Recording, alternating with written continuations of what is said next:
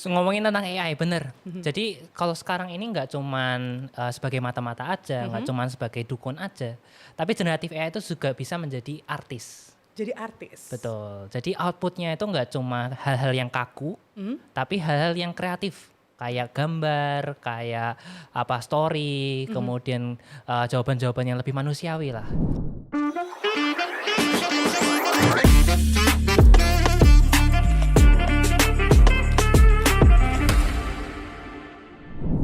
Hai Sobat IT, selamat datang di podcast Wartech ACS Group, podcast yang nyediain lauk pauk teknologi terkini. Nah, kalau ngomongin AI atau AI ya bahasa kerennya, itu kayaknya tuh udah familiar banget di masyarakat. Masyarakat juga pastinya udah peka sama kehadirannya. Nah, hari ini perkara teknologi yang terus berkembang, ada lagi yang baru, namanya Generative AI. ACS Group juga punya solusi Gen AI, tapi sebenarnya saya juga bingung sih sebagai host di sini, apa itu Generative AI. Makanya saya hadirin expert kita hari ini, ada Mas Eren. Halo. Halo Sobat IT. Halo. Dan ada Mas David. Halo Sobat IT. Oke, kayaknya kalau saya kan udah sering ya di podcast ini gitu, selalu nongol mukanya di depan. Tapi kalau Mas Eren sama Mas David mungkin boleh dong kenalan dulu. Dari siapa dulu nih? Dari saya dulu deh. Ya udah Oke, boleh dari boleh. Mas David. Halo, saya David dari ACS Group Surabaya. Saya juga account eksekutif di Surabaya. Kami salah satu cabang dari ACS Group. Oke, jauh-jauh terbang dari Surabaya ya Mas? Betul, dari pagi sampai sini langsung. Langsung. Oke, thank you Mas David. Ya. Next Mas Eren. Kalau Mas David dari Surabaya, saya dari Jakarta Selatan, Pak. Ya, perkenalkan, namaku Aaron Brianda Handoko.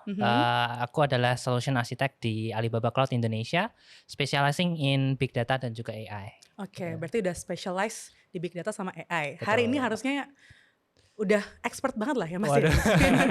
Oke, so hari ini kita pengen ngobrolin tentang Generative AI. Ini baru lahir di November 2023 kalau nggak salah. Bener? Iya, tahun lalu lah, Mbak. Tahun lalu. Oke. Nah, kalau misalnya ngomongin tentang AI nih, hal yang saya pelajari dari podcast bareng Pak Ono, AI itu adalah teknologi yang bisa mata-mata sama bisa jadi dukun juga. Ada lagi nih, belum selesai podcastnya baru di bulan lalu atau tahun lalu ya. Sekarang udah lagi nongol namanya Generative AI. Itu makhluk apa sih Mas? Coba dijelasin dulu deh, Generative AI itu gimana maksudnya? Iya, kemarin sempat saya juga ngelihat video-videonya dari ACS Group juga. Oh gitu? Iya, Udah di like? ngomongin, sudah dong Mbak. Oke. Ngomongin tentang AI, bener. Jadi kalau sekarang ini nggak cuman sebagai mata-mata aja, nggak cuman sebagai dukun aja, tapi generatif AI itu juga bisa menjadi artis. Jadi artis? Betul. Jadi outputnya itu nggak cuma hal-hal yang kaku, tapi hal-hal yang kreatif. Kayak gambar, kayak apa story, kemudian jawaban-jawaban yang lebih manusiawi lah. Bahkan kemarin di salah satu lomba seni, ada salah satu seni yang dibuat oleh generatif AI, dan itu menang bakalan. Ngalahin artis-artis terkenal yang ada yang ikut lomba di situ. Jadi ini sangat-sangat interesting sih. Menarik banget sih. Berarti kalau gitu nanti kemungkinan ada lombanya itu antara Gen AI kali ya Mas ya? Mungkin itu ya. Bisa jadi ya. Oke. Sip. Berarti bedanya Gen AI sama model AI lainnya yang kita udah pernah kenal tuh lebih ke outputnya. Betul outputnya. Lebih kreatif, lebih manusia ya gitu. Betul. Oke. Sip. Kalau misalnya saya kan seringnya itu pakainya ChatGPT ya. Kalau ChatGPT itu termasuk Gen AI atau AI biasa? Iya, ChatGPT termasuk generative AI. Karena pertama dia mampu understand apa yang kita perintahkan, gitu kan. Biasanya kalau ibu saya yang nggunain ChatGPT, itu nggunain supaya untuk step by step gimana sih cara buatin cake gitu. I see. Situ tinggal ditanyain aja gimana sih cara buat cake ini gitu. Nanti dari ChatGPT-nya dia akan list down apa aja step by step-nya. Nah, itu termasuk dari generative AI juga. Gitu. Oke, sip. Nah, Mas Aaron kan dari Alibaba Cloud ya. Apa hubungannya sama generative AI? Karena ya setahu saya, mungkin setahu Sobat IT juga mengenal Ali Cloud itu sebagai perusahaan yang focusing on komputasi, penyimpanan data, terus jaringan dan keamanan. Kenapa sekarang hubungannya apa sih Mas Alibaba Cloud dan generative AI? Ya, oke. Great questions. Sebenarnya Alibaba Cloud tahun-tahun ini dan juga tahun kedepannya itu lebih fokusnya ke dalam AI sekarang. AI dan juga Big Data. Pertama kita provide modelnya juga. Jadi di generative AI itu base-nya adalah model LLM kita sebutnya, large language model. Di Alibaba Cloud kita punya namanya Tongyi Qianwen. Gitu. Oke. Iya. Saya juga nggak bisa bahasa Mandarin ini ya. Kita ada Tongyi Qianwen dan kita sudah lakukan beberapa benchmark ya, beberapa testing dengan model-model lainnya dan kita termasuk yang leaders. Jadi akurasinya sudah bagus, kemudian cara jawabnya juga sudah bagus.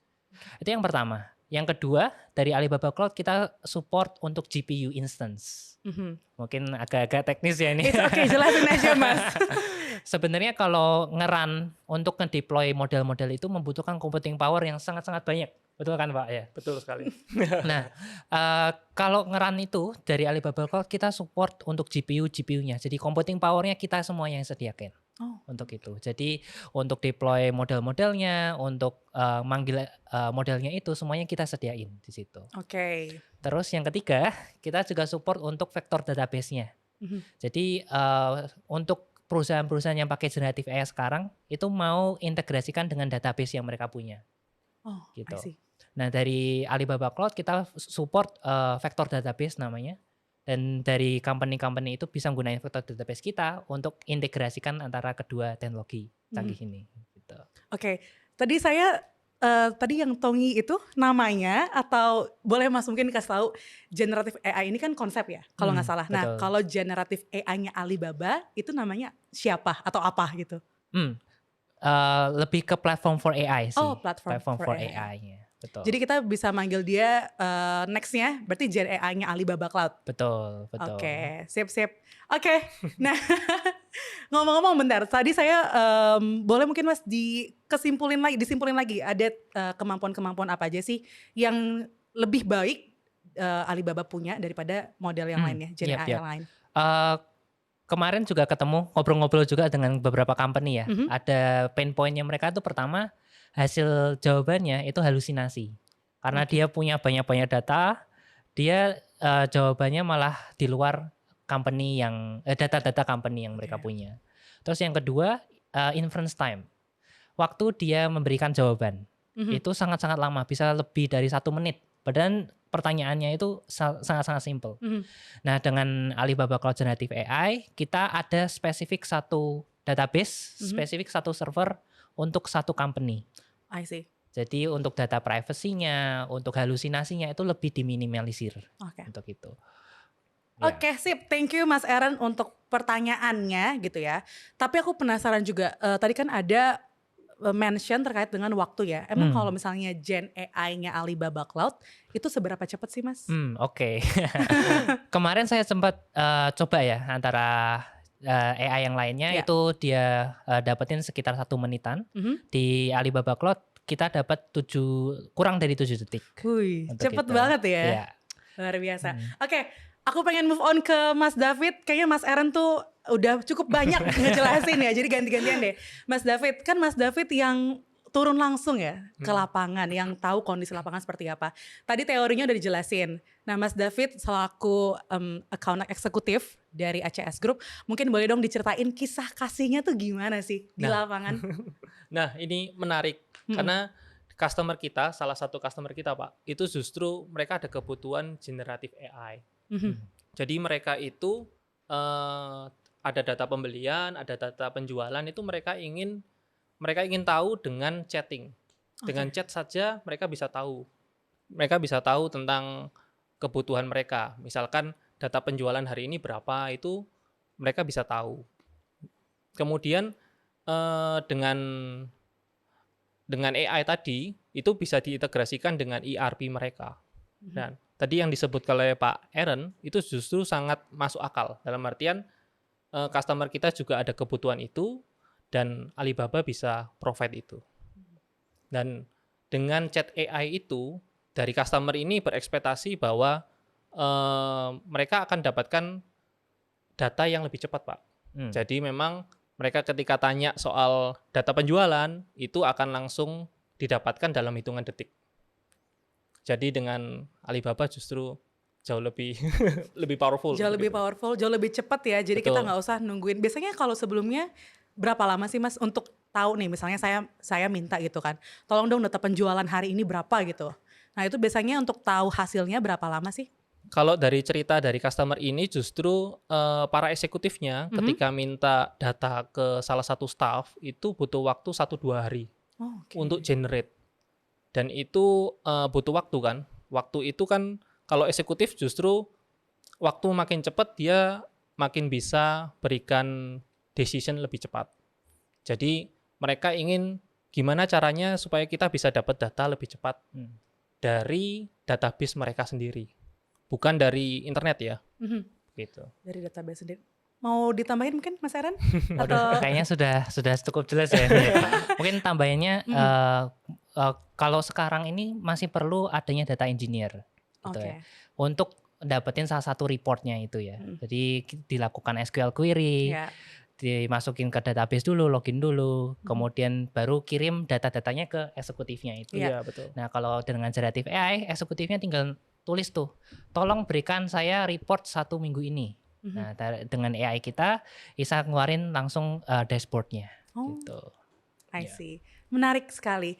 Tapi saya jadi kepikiran, caranya gimana Gen AI-nya Alibaba itu bisa memberikan data yang sesuai sama apa yang diminta oleh eksekutif gitu. Caranya gimana sih kok bisa sampai akhirnya dia bisa ngejawab ini datanya, ini laporannya gitu. Mungkin Mas Aaron? Iya, sebenarnya saya sudah siapin gambar gimana cara generative AI works. Mungkin ke gambarnya dulu Mas. Nah ini. Oke. Jadi apakah ini? Jadi ada pertanyaan ya, misalnya ada pertanyaan nih dari eksekutif gitu ya. Apa mobil paling bagus? Nah dari pertanyaan ini akan masuk ke dalam database kita. Nah, tadi saya mention tentang vektor database. Nah ini sangat-sangat digunakan di dalam generative AI ya. Jadi dalam database itu ada banyak informasi-informasinya. Misalnya ada kayak mobil, kemudian motor, pesawat misalnya ya. Nah dari situ kita lakukan namanya vector search. Gitu. Ini agak teknis sedikit ya. Nah vector search ini dia akan cari tahu informasi mana yang paling relevan. Karena kita nanyainnya tentang mobil, maka informasi yang didapat itu yang diambil dari database itu adalah berupa mobil. Gitu. Nah itu kenapa kok bisa dapetin informasi yang sesuai dengan database-nya mereka. Nah kemudian setelah didapetin informasinya, kemudian pertanyaannya, dia akan masuk ke dalam generative AI-nya. Ya, ke dalam large language model-nya. Maupun itu mau pakai Llama 2 boleh, Tongyi Chanwen punyanya kita juga boleh. Itu dari Alibaba Cloud kita juga ada prompt engineering kita sebutnya. Jadi di sini nggak cuma dimasukin aja tapi kita tambahin nih. Tolong jawab pertanyaan berikut sesuai dengan konteks yang saya berikan. Kemudian konteksnya pertanyaannya adalah apa mobil yang paling bagus. Kemudian konteksnya informasi yang saya dapat dari database itu. Gitu. Nah itu secara garis besar sebenarnya di dalamnya ada banyak banget ya tentang transformer dan seterusnya. Itu mungkin nanti kita bisa bahas di podcast selanjutnya mungkin ya. Boleh, kita bikin part 2 kali ya. Nah ini adalah garis besar cara generative AI di Alibaba Cloud works ya. Untuk itu. Berarti hasilnya itu apakah dia bentuk table atau bentuk pernyataan atau gimana Mas? Iya, bentuknya bisa teks, bisa bentuk table juga, bisa dalam bentuk chart juga bisa. Untuk itu. Pinter ya. Udah langsung jadi chart itu. Kadang-kadang saya aja kalau dimintain bikin pie chartnya gitu kan, saya masukin dulu datanya satu-satu gitu kan, difiltering dulu dan lain-lainnya gitu. Berarti nice banget sih. Kalau boleh tahu akurasinya gimana Mas? Kalau sesuai benchmark kita termasuk top sih. Tapi untuk numbersnya sebenarnya saya nggak tahu. Untuk itu kayak yang penting udah top gitu kan. Betul. Nice. Nah tadi kita udah ngomongin teori-teorinya, use case-nya dari Mas David juga udah. Tapi saya penasaran pengaplikasian Gen AI ini, khususnya Alibaba Cloud itu bisa di bidang apa aja sih Mas? Gitu. Iya. Jadi ada beberapa customer kita dari media, dari retail, kebanyakan retail sih sebenarnya. Kemudian dari FSI juga, dari government, public sector itu juga ada. Mungkin ada video-videonya juga ya, mungkin saya tunjukkan. Jadi ini salah satu dari media company. Ini masih ongoing sih, on progress. Jadi dia punya beberapa wawancara ya. Jadi ada wawancara. Jadi di sini misalnya ada antara wartawan dan juga kadesnya terkait dengan banjir di desanya dia. Biasanya kalau orang sekarang dia dari wawancara itu convert ke berita, dia membutuhkan waktu sangat-sangat banyak. Nah, transkripnya ya berarti? Betul, transkripnya. Nah, kalau kita tinggal masukin datanya itu, masukin ke generative AI-nya, tinggal tanyain, buatkan saya berita, mungkin bisa balik lagi ke yang tadi. Nah, buatkan saya berita berdasarkan wawancara banjir dengan Pak Kades nih misalnya. Di situ langsung diberikan judulnya apa nih? Judulnya tentang kepala desa setempat, bla bla bla bla. Terus langsung sebutkan konteks-konteksnya. Gitu. Nah, itu salah satu di media. Mungkin ada banyak lagi. Gak apa-apa Mas, ini bisa di-share aja sih. Waktu kita banyak kok. Oke, mungkin next-nya di video lain. Berarti penasaran sih Mas, kalau media ini dia kan dari audio ya. Nah, ke teksnya itu berarti pakai generative AI juga? Kalau audio ke teksnya ada model satu lagi sih Mbak. Bukan generative AI, tapi lebih ke speech to text kita sebutnya. Tapi Alibaba Cloud provide Alibaba Cloud juga provide itu gitu.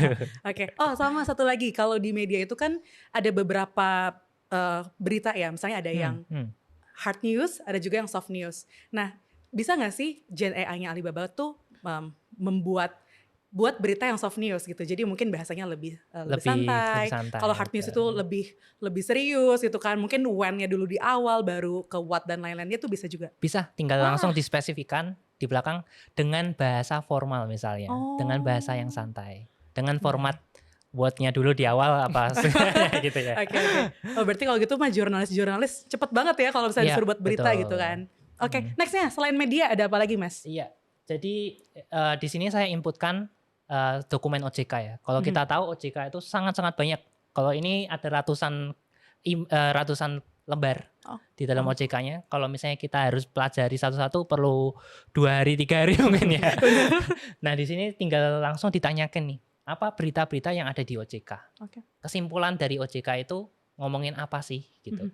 Nah, di sini langsung mendapatkan jawabannya dari prompt yang kita masukkan gitu ya. Nah, otoritas OJK itu seperti apa dan seterusnya gitu. Loh, kalau ini source-nya berarti dari internet atau dari mana, Pak? Ini dokumennya langsung saya masukkan ke dalam database. Oke. Gitu. Ya. Siap.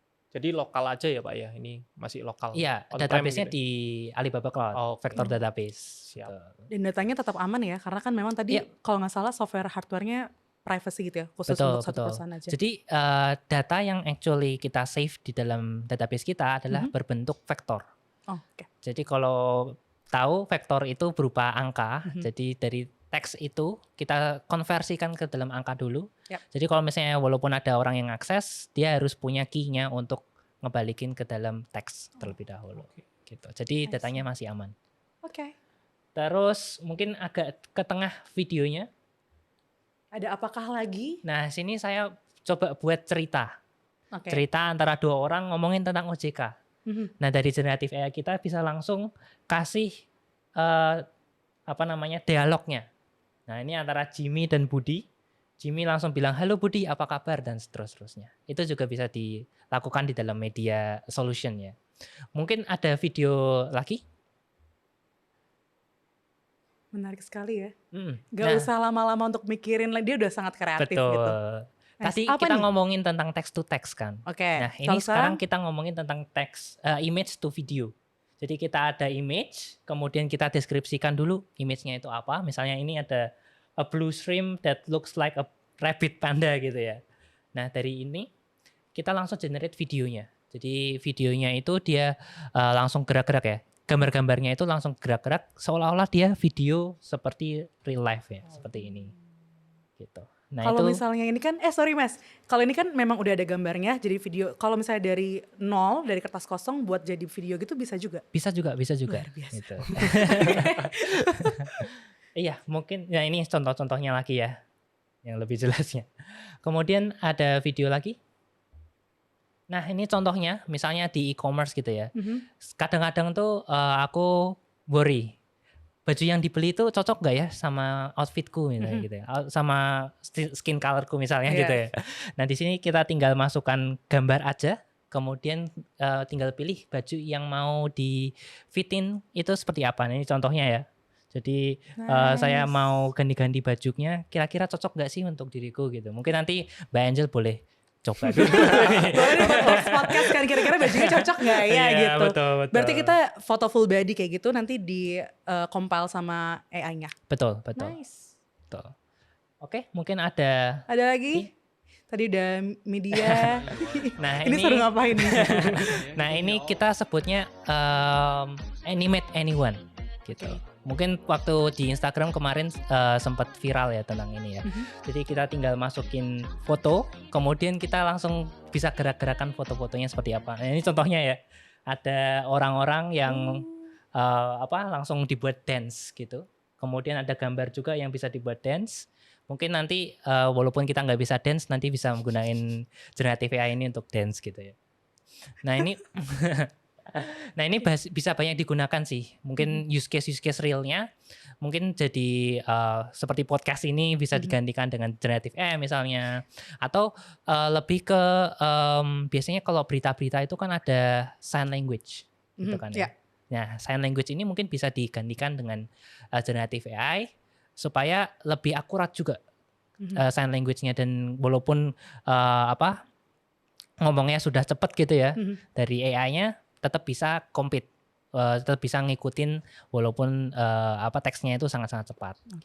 Oke, nah kalau Mas David, aku pengen tahu dong customer di ACS Surabaya itu mostly industrinya apa sih Mas? Terus terang di Surabaya itu paling banyak manufaktur. Manufaktur. Tapi ada juga yang lain yang juga seksi ya istilahnya begitu. Ada juga pendidikan, ada hotel, ada rumah sakit. Nah, sekalian aja ya saya tanya ke Pak Eren. Boleh. Pak Eren, konsultasi langsung ya. Kira-kira kalau dari customer yang lini yang lain itu dari Gen AI seperti apa Pak? Iya, oke. Di Alibaba Cloud kita ada namanya digital avatar. Nah mungkin saya sudah siapkan videonya itu. Boleh Pak. Beda sama avatar Eng ini Mas? Beda. Oke, gimana tuh? Digital avatar kalau misalnya di mall, di healthcare gitu ya, di hospital, di hotel-hotel gitu ya. Biasanya ada information center tuh, information service. Nah kalau information service-nya itu masih text to text. Betul. Kita tanyain, terus jawabnya kayak robot gitu kan. Mayoritas pasti segitu itu. Betul. Apalagi di mall-mall tuh. Peta doang Mas. Peta doang ya. Nah itu bisa kita gantikan dengan digital avatar ini. Nah ini contohnya ya. Jadi bisa pilih antara pramugari, terus antara anime girl misalnya ya. Atau kita bisa masukin image kita. Image kita dimasukin, terus nanti bisa digerak-gerakin. Tadi kan kita sudah lihat ya, bisa digerak-gerakin sesuai dengan apa yang kita omongin gitu. Nah dari sini kita bisa langsung integrasikan dengan generative AI yang text to text ya. Jadi dari sini kita misalnya tanyakin nih, di mana sih restoran A misalnya. Nah dari LLM-nya dia akan jawab ya, berupa teks. Dari teks ini dikonversikan menjadi speech gitu. Nah dari itu dia bisa langsung jawab dengan digital avatarnya. Jadi seolah-olah kita ngobrolnya sama orang gitu, bukan ngobrol ketik-ketik lagi di screen gitu ya, tapi ngobrolnya sama orang, yaitu digital avatarnya ini gitu. Ini another new solutions yang lagi kita promote lagi nih untuk khususnya di industri-industri yang tadi Bapak sebutkan sih. Wah, menarik sekali. Menarik sih. Karena kebetulan kemarin tuh saya habis dari mall cukup besar, dan itu cari resepsionisnya lama banget gitu. Dan waktu ketemu yang layar informasi itu pencetnya susah gitu kan. Terus ini di mana gitu. Jadi sebenarnya dengan ada Gen AI ini sangat membantu sekali ya. Supaya lebih cepat, lebih tepat juga gitu. Oke. Kalau misalnya step by stepnya Mas, gimana sih kalau kita mau implementasi? Implementasi ini khususnya? Ya, implementasi yang digital avatar. Oke, kalau digital avatar kita pertama perlu partner ya, karena kita perlu nyediain hardware-nya gitu kan. Kemudian kita perlu nyediain software-nya juga gitu kan. Terus mungkin kalau misalnya mau menggunakan digital avatar yang custom, tadi mungkin bisa dikasih foto untuk digital avatarnya dan juga sampel sound-nya. Gitu. Jadi dia bisa seolah-olah nggak ngomongnya seperti robot, tapi ngomongnya seperti manusia biasa gitu. Nah itu bisa dikasih ke kita. Kemudian nanti dari partner bisa nge-set up seperti ini ya, board digital avatarnya. Kioske istilahnya. Iya betul. Nanti dari Alibaba Cloud bisa provide model untuk speech to text-nya dan juga text to speech-nya untuk itu. Menarik banget Mas Eren. Ya. Oke, sip. Kalau misalnya step by step-nya nih Mas, ngomongin step by step, gimana caranya untuk integrasiin Gen AI-nya Alibaba Cloud dengan perusahaan gitu? Ya, oke. Jadi di Alibaba Cloud kita ada namanya Platform for AI. Kita sebutnya sebagai PAI gitu ya. Jadi di Platform for AI ini ada Jadi di Platform for AI ini kita ada khusus untuk ngedevelop generative AI dari trainingnya. Kemudian kalau misalnya mau pakai modelnya as is gitu ya, kita sediakan API-nya juga. Jadi tinggal dipanggil gitu API-nya ke dalam aplikasi dari enterprise-nya gitu ya.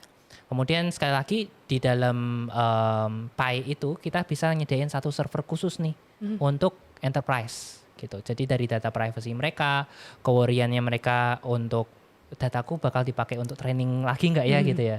Nah itu nggak akan terjadi karena kita fokus satu enterprise itu satu model gitu.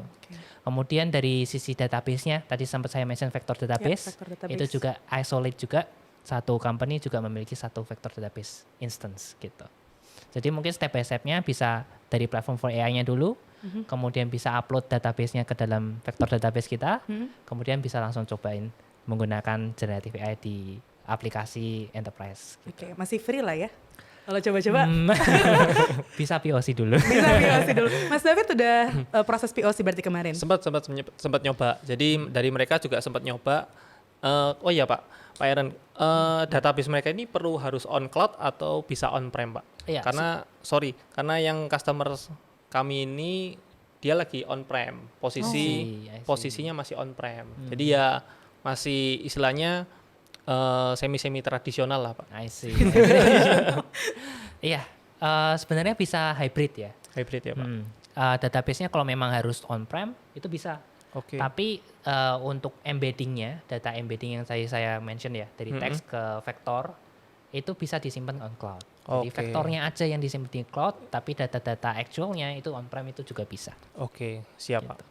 Oke, kalau misalnya berarti ini kan cloud base ya. Kalau misalnya mau integrasiin sama barang-barang atau solusi-solusi cloud lainnya tuh gimana Mas? Misalnya saya udah punya nih solusi cloud lain di perusahaan. Nah, pengen coba diintegrasiin sama Alibaba Cloud punya.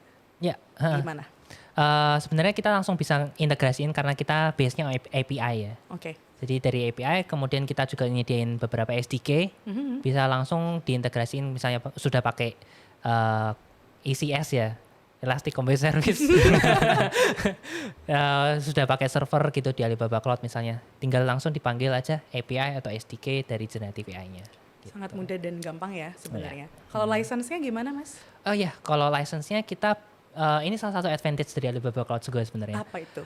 Kalau yang lainnya biasanya license-nya per call, per request ya. Dan kalau misalnya kita request terus nih, gitu ya. Dia biayanya akan bludak kalau bahasa Inggrisnya gitu ya. Dia akan sangat-sangat banyak, sangat-sangat unexpected gitu. Ya, mungkin Pak David juga pernah menemui ini untuk di customer ya. Iya, betul. Nah, tapi kalau di Alibaba Cloud kita per instance. Jadi bayarnya per bulan. Mau di hit berapa kali, mau requestnya berapa kali, mau wordnya berapa banyak gitu. Itu tetap kita charge-nya satu instance 1 bulan gitu. Nah, itu salah satu advantage pricing di Alibaba Cloud juga.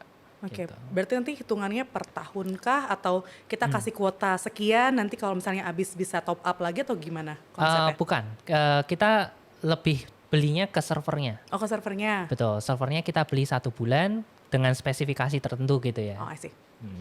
Oke, siap. Nah, kalau misalnya perusahaan kan implementasi pasti maunya ada ROI dong. Ya kan? Nah, gimana caranya kita mengevaluasi kinerja dan efektivitas dari Gen AI Alibaba Cloud? Oke, ini tough question sebenarnya. Bisa Mas. Oke, jadi kita akan bareng-bareng ya. Kita punya local support juga di Indonesia gitu. Kita akan bareng-bareng evaluasi dari sisi datanya. Apakah datanya itu cocok untuk dimasukkan di generative AI, apa harus ada di tweak dulu nih, harus ada di cleaning dulu datanya. Kemudian dari ekspektasi query-nya, ya perintah-perintah yang diinginkan oleh enterprise itu, apakah support di generative AI-nya. Misalnya untuk perintah-perintah kayak tadi untuk yang dashboard itu kita support. Tapi kalau misalnya perintah-perintah yang lain ya misalnya yang out of the box lah gitu. Nah itu kita perlu evaluasi lagi untuk itu gitu. Oke, siap. Aku pribadi tertarik banget sih untuk pakai solusi dari Gen AI Alibaba Cloud. Nah, gimana kita tahu kapan kita butuh yang namanya Gen AI Alibaba Cloud? Oke, mungkin Pak David mau komen dulu. Iya, Mas David. Boleh. Jadi kebanyakan customer itu sudah mulai butuh ketika mereka datanya sudah cukup besar. Jadi kalau mereka datanya baru 1 bulan, 2 bulan nggak mungkin. Karena mereka harus bertahun-tahun dulu mengumpulkan data, baru itu bisa jadi AI. Dalam artian AI itu membaca data yang cukup besar. Istilahnya big data ya Pak ya. Begitu. Jadi customer itu juga punya data yang cukup besar dan mereka ada concern mengenai report ataupun request yang agak lama. Begitu. Agak lama ini kan sebetulnya ada juga kan perusahaan yang mentoleransi 1-2 hari tadi itu dengan oh ya sudah nggak apa-apa. Iya. Tapi ada juga yang butuh segera. Iya, betul sih. Ya mungkin tambahin dikit. Boleh Pak. Tambahin banyak juga apa-apa, silakan. Mungkin dari company-company yang looking for to increase their customer experience ya. Ya, contohnya kayak di e-commerce, biasanya kalau di e-commerce gitu ya, saya beli, cari produknya dulu, terus langsung tanya penjualnya nih tentang produk-produknya. Nah, padahal kebanyakan pertanyaan itu sudah ada di dalam deskripsi. Ya, sebenarnya. betul. Nah, pertama dia harus nunggu dulu penjualnya online, ya kan, biar langsung jawab gitu. Terus yang kedua, padahal pertanyaan-pertanyaan itu sebenarnya bisa dijawab asalkan kita baca gitu kan. Nah, dengan adanya generative AI ini, dia bisa nge-replace penjualnya itu. Jadi dia bisa langsung jawab berdasarkan deskripsi yang kita sudah masukkan di situ. Jadi untuk waktunya dia bisa langsung kejawab dan responsnya itu nggak kayak robot seperti sekarang ini ya. Kaku gitu kaku ya. banget gitu. Nah kalau generative AI ini lebih luas lah kayak gitu.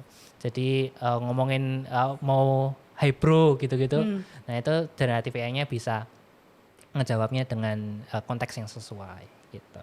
Oke, siap. Oke deh, kalau gitu menarik banget obrolan hari ini. Dari Mas David mungkin ada yang mau ditambahin nggak? Kayak pokoknya kalau ada keperluan ke Mas David gitu ya. Jadi Atau kalau gimana? ada kebutuhan mengenai generative AI atau dari perusahaan ada kebutuhan, bisalah kontak ke ACS Group. Kita kolaborasi terus dengan Alibaba. Iya. Oh iya, sama ACS Group juga udah sertifikat ya Mas untuk Gen AI ini ya. Betul. Jadi nggak usah khawatir gitu, pastinya kita akan terus berkembang bersama dengan Alibaba Cloud juga. Betul. Oke, kalau gitu terima kasih banyak Mas David yang udah Terima jauh-jauh kasih. terbang dari Surabaya, Thank Mas you. Aaron juga dari Jaksel. Yang sebenarnya nggak jauh sih. cuman ya udahlah ya. Itu tadi obrolan kita bareng Mas Aaron dan juga Mas David terkait dengan makhluk baru generative AI Alibaba Cloud. Keren banget, menarik banget. Tadi ada beberapa poin yang sebenarnya saya tulis gitu ya, saya tulis di kepala saya gitu, dimana kalau misalnya untuk masalah database, perusahaan itu kan butuh banget ya namanya privacy. Nggak usah khawatir karena memang data-data ini sudah private, tadi cukup untuk satu company aja ya Mas, software dan hardware-nya gitu. Dan kalau misalnya untuk akurasinya nggak usah khawatir juga karena ini udah di top gitu ya, bukan di middle, bukan di low lagi. Dan pastinya kalau misalnya ada pertanyaan, pastinya dari tadi udah menarik banget obrolan kita, bisa langsung comment down below dan selalu ikutin perkembangan teknologi bareng ACS Group dengan cara follow dan juga subscribe ke YouTube ACS Group juga sosial media lainnya. So see you on the next podcast. Bye bye. Bye bye. See you. See you.